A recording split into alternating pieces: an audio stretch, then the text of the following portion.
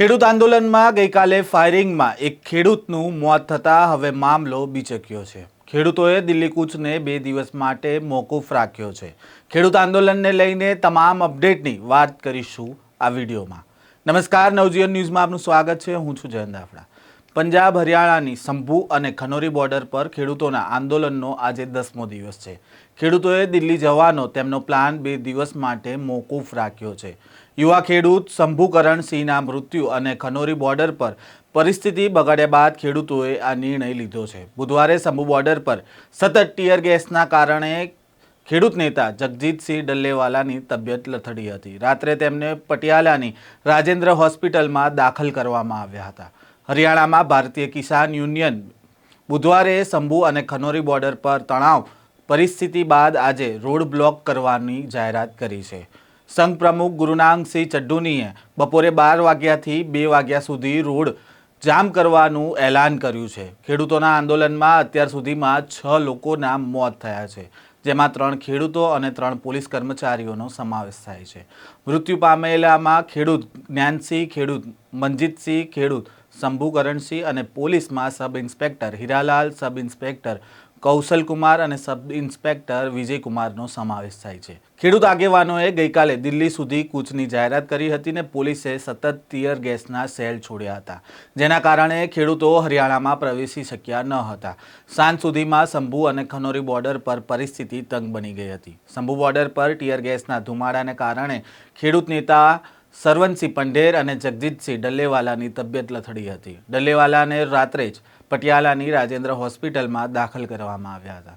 ખેડૂત નેતા સરવનસિંહ પંઢેરે એક ફોટો જાહેર કર્યો છે, જેમાં જવાન ફાયરિંગ કરતા દેખાય છે। પંઢેરે આ બાબતે કહ્યું છે કે 23 વર્ષનો શંભુકરણસિંહ ભટિંડા જિલ્લાના બહોલ ગામનો રહેવાસી હતો। તેનું મૃત્યુ થયું છે। હું તે વ્યક્તિની તસવીર શેર કરી રહ્યો છું, જેને માથામાં ગોળી વાગી હતી। તેના પર સીધું ફાયરિંગ કરવામાં આવ્યું હોવાનું જે તસવીર છે તેમાં દેખાય છે, જેની તસવીર પર તેમણે શેર કરી છે અને કહ્યું છે કે SLRથી સીધું ફાયરિંગ કરાઈ રહ્યું છે।